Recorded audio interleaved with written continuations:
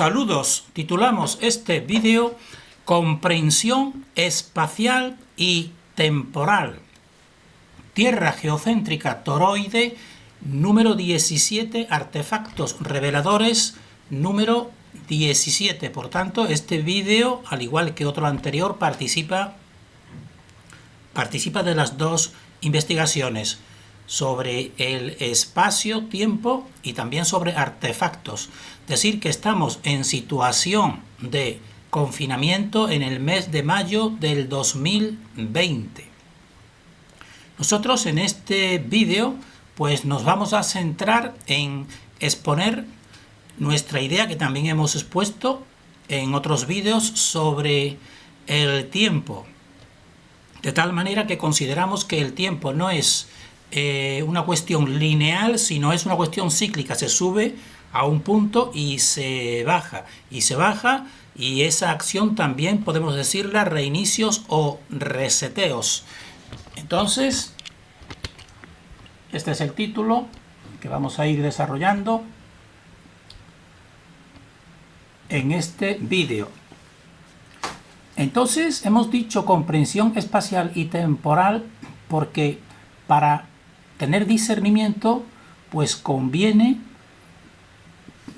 tener una idea general del espacio, es decir, del cosmos, de nuestro hogar, y también del tiempo, porque nosotros consideramos que todo está establecido al revés en esta dimensión. Entonces, vamos a desarrollar este vídeo en relación con el tiempo. En relación con el tiempo, ya decimos que nosotros consideramos que se trata de ciclos de mayor o menor control, es decir, al inicio de un ciclo, después de un reseteo, pues el control es menor, el control de una oscuridad, y por tanto nosotros decimos que ahí el ser humano vive mejor en el sistema que un tanto parecido o equivalente, pero realmente no en el sentido negativo, del neolítico, es decir, el hombre en relación con la naturaleza. Eso sobre todo al principio, pero al final de cada ciclo pues se produce lo que se está produciendo ahora mismo, en estos mismos momentos,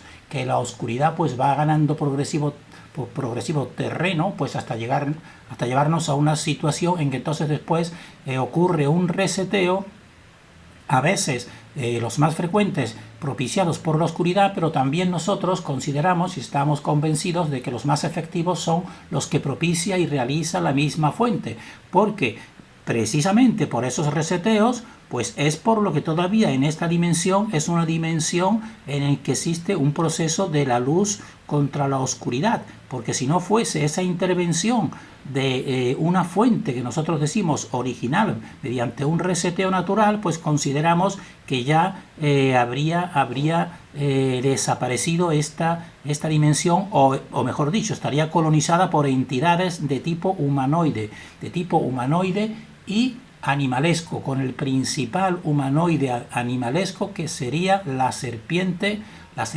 permanente, que podemos decir nosotros. Entonces, vamos a desarrollar en varios puntos, hablar de la historia cíclica de estos reseteos naturales, que ya lo estamos diciendo, y también decir lo que acabamos de expresar desde un mundo natural a una parasitación, y vamos a mostrar algunos artefactos reveladores. Entonces en primer lugar, pues poner, decimos así, pues la idea de las tipologías humanoides, que son las que desde una oscuridad infradimensional, utilizando cascarones humanos, podemos decir, pues contribuye a esta oscuridad actual. Entonces, decir y recordarlo ahora lo que acabamos de exponer, que nosotros consideramos que es la historia cíclica mediante estos reseteos. Aquí a la izquierda estamos viendo uno de ellos que consideramos que sería sobre todo de tipo natural y no artificial, que sería el llamado diluvio universal. Y a la derecha pues tenemos la expresión de lo que nosotros consideramos uno de estos ejemplos de reseteos artificiales que terminarían de distintas formas mediante tipo tecnología demoníaca contra el ser humano, simplemente. Entonces, decimos que consideramos que al inicio, después de un reseteo, pues al inicio pues se caminaría, estaríamos en un mundo natural que sería semejante o parecido al neolítico que están viendo aquí a la izquierda, pero al final de dicho ciclo pues la oscuridad que tiene toda la tecnología pues iría vampirizando y esclavizando al ser humano con la figura que tenemos a la derecha, que esto sería su aspiración, que creemos que muchos ya están así, serían personas confinadas en cápsulas y extrayéndosele pues su energía vital. Y este tipo de una tierra realmente para nosotros engañosa es como una araña que conecta pues a todos los humanos y de esta manera pues los tiene totalmente esclavizados y perdiendo la categoría humana naturalmente. Entonces nosotros creemos que ahora mismo pues estamos en este punto y cuando se produzca un reseteo, que pensamos que no tardará demasiado, pues volveremos a este mundo, a un mundo más natural y más humano. Entonces, aquí pues es, en la parte superior pues sería lo que nosotros consideramos ese mundo más humano, aunque aquí nos lo ponen siempre como una cosa negativa, pero nosotros decimos que ese realmente es el sentido realmente de vivir en equilibrio con la naturaleza. Y entonces en la parte inferior ven, nosotros vamos a decir una experiencia que puede servir para explicar lo que queremos decir de nuestra niñez, que pasamos muchas temporadas en el pueblo de nuestros padres, que aquí debajo pues están viendo pues su muralla, que es la muralla de Galisteo. Es en la provincia de Cáceres, Extremadura, pueden consultar.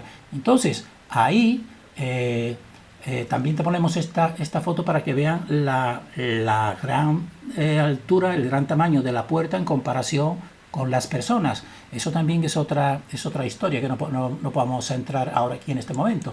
Pero nosotros, y aquí estamos viendo otra vista, porque este pueblo quizás es uno de los pocos que realmente está en el interior de un castillo, podemos decir, porque toda esta parte es la parte de su muralla que circunda a todo el pueblo. Todo el pueblo está en el interior.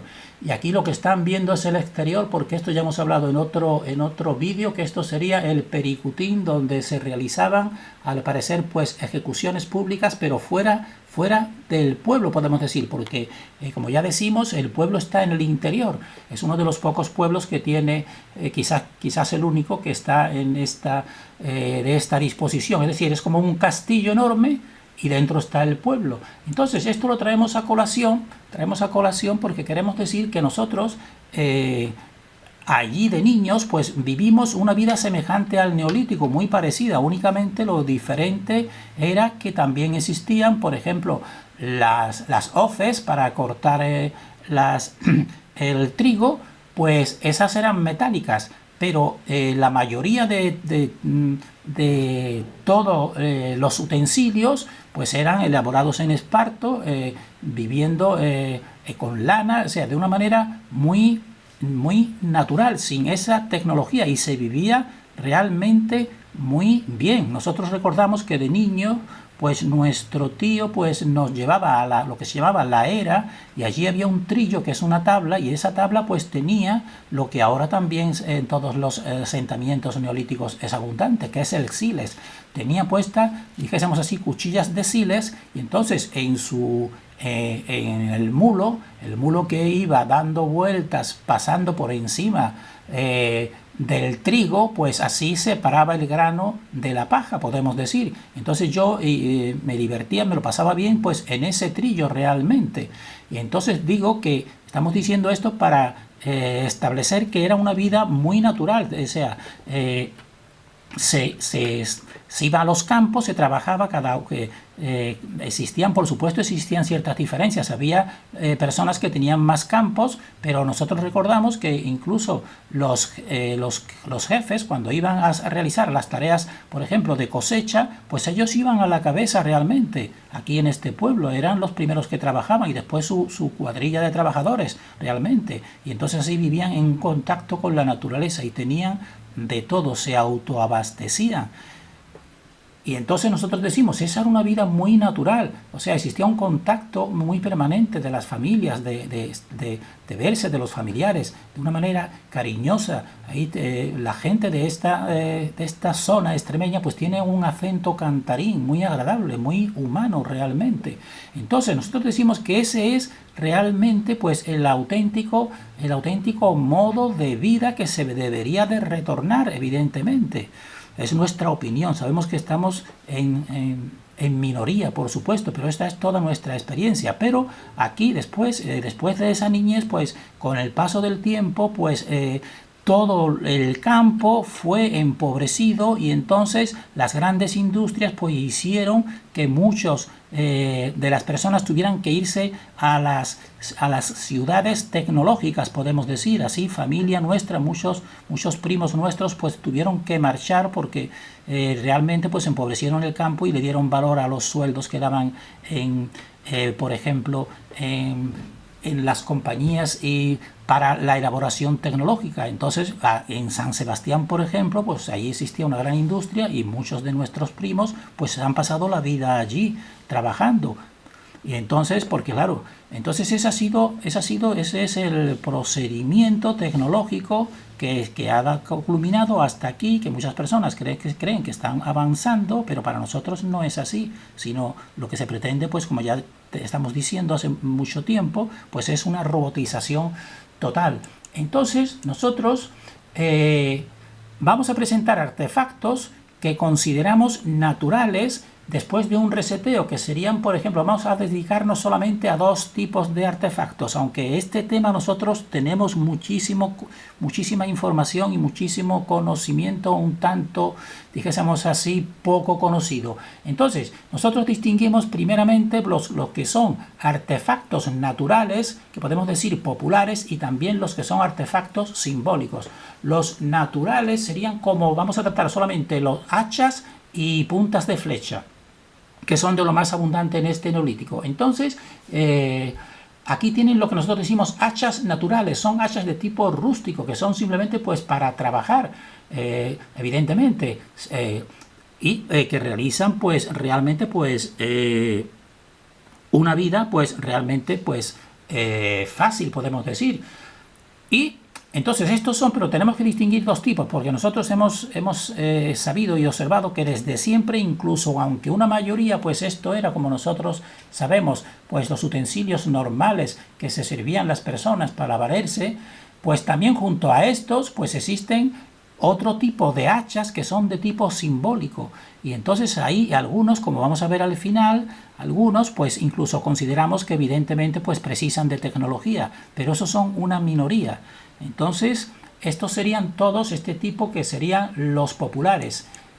Y en cambio, lo que hemos visto anteriormente es un museo que está en un pueblo de la provincia de Sevilla, y en ese mismo museo pues tienen este otro hacha, que lo donó uno de los arqueólogos que estuvo en esa zona de Andalucía y en esa localidad trabajando mucho tiempo, haciendo grandes investigaciones, y entonces pues a ese museo le regaló este otro hacha que para nosotros es la otra categoría, que es el hacha de tipo simbólico o de tipo élite.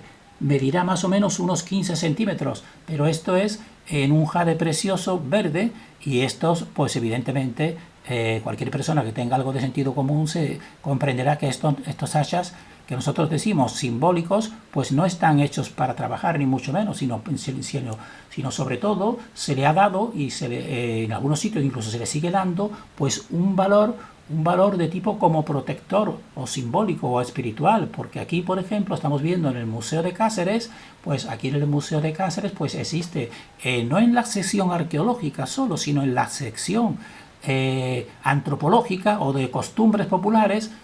Como están viendo aquí, otros utensilios de costumbres populares pues tienen puesto este hacha que viene a tener unos 25 centímetros, precioso, porque es considerado también como un protector. Se le dice piedra del rayo a este tipo de hacha y se le atribuye un poder de protección. Entonces, para que vean que esto no tiene nada que ver como utensilio, sino toda su forma. Fíjense la belleza de y la pulimentación perfecta, pues esto no está hecho para trabajar, sino está hecho sobre todo para símbolo. Y quizás en algunos vídeos siguientes pues trataremos más este tema, porque consideramos que el hacha es quizás de las herramientas más abundantes y más simbólicas en todas las culturas del mundo. Y entonces entre estas hachas nosotros tenemos que hemos visitado en la mayoría de todos los museos de España, pues el que más nos ha gustado de todos pues es este que está en el Museo Arqueológico de Palencia. Medirá más o menos 25 centímetros y está hecho, da la sensación que es algo semejante, puede ser un jade verde, pero también parece como un ágata. Y entonces es de una factura preciosa, pues esto realmente no está hecho para trabajar, evidentemente. Y entre los hachas que conocemos, los que le damos quizás... son más bellos y mejor realizados y se trata de ofrendas, pues son los hachas olmecas, que vamos a presentar unos cuantos. Este está en el Museo de Tuzla y esto es una ofrenda, quiere decir que existían donde, por ejemplo, se levantaban templos, pues en la parte, en el subsuelo, pues ahí se enterraban grupos de hachas como estos que están viendo aquí de factura olmeca y estos otros que también son olmecas, fíjense, son piedras preciosas y al tacto y a la vista. Y dentro de los olmecas pues también existen los que nosotros le decimos que son hachas rituales, porque hemos visto grupos que son semejantes de las mismas dimensiones. Estos que tenemos aquí son grandes, como este que tenemos es de 36 centímetros y tenemos que decir que es magnético, porque aquí un imancito colocado pues no cae y además queda adherido con una gran fuerza y es un material muy especial. Se le puede decir jade, pero realmente es un totalmente, podemos decir, propio y muy difícil de encontrar ese tipo de piedra. Y le hemos dicho ritual porque también encontramos, aquí vemos a un olmeca, que para nosotros realmente es uno de estos hachas. El hacha anterior sería uno de estos que se está viendo que está empuñando, porque el hacha anterior lo hemos visto en grupos de hachas que son semejantes, idénticos unos a otros. Por tanto, nosotros inferimos que se trata de un tipo de ritual que se realizan pues esos chamanes o sacerdotes o servidores ignorantes posiblemente de la divinidad, pues rituales con esos hachas que son de la misma factura. Este está en el Museo de San Francisco, en el Young Museo. Consideramos que es un hacha ritual. Y terminamos aquí con los hachas, con este pequeño hacha, porque esto es una moneda de euro para que vean el tamaño, pero para nosotros muy significativo, porque de esta cultura olmeca, que podría ser atribuida pues a un neolítico realmente, porque ahí no tendrían esa tecnología, pero ya decimos nosotros, pues sí, unas élites siempre se les dio esa tecnología. Lo hemos puesto aquí para que vean también cómo queda, con la fuerza que queda adherida pues un imán, para representar que es magnético. Pues muy bien, pues este hacha pues hemos puesto que tiene una perforación, pero es una perforación curva para poderlo colocar, porque por esta parte aquí pues tiene una perforación que entra y sale por esta otra parte, y entonces tú puedes poner un cordel y te lo pones como amuleto. Pero lo curioso y lo singular es que la perforación está hecha perfecta, pero al mismo tiempo curvándose. Se curva esta perforación. Entonces díganme a mí cómo se puede hacer ese tipo de perforación sin un tipo de tecnología especial, porque si metes una broca actual, pues la broca va recta evidentemente, pero esta hace una curva. Entonces para nosotros nos está diciendo este hacha en sí mismo pues que es un hacha que se ha realizado con tecnología, y con tecnología superior. Entonces hemos dicho que también vamos a tratar puntas de flecha, solamente unas cuantas, porque también consideramos que aquí pues es muy indicativo. Estos son, pueden encontrarla si permanece allí, pues en el Museo Arqueológico de Sevilla. Están tomadas de la zona arqueológica de Valencina, y esto es cristal de roca. El cristal de roca tiene una dureza de 7 en la escala Mohs, y tenemos que decir que el hierro tiene una dureza de 4 a 5 y el acero de 6,5. Entonces fíjense que es más duro que el acero. Entonces, ¿cómo se pueden hacer estos trabajos? Muchas de ellas se ven que están deterioradas o rotas. ¿Cómo se puede hacer este tipo de trabajo, que son pequeñas, esto medirán centímetros, sin ningún atisbo de tecnología?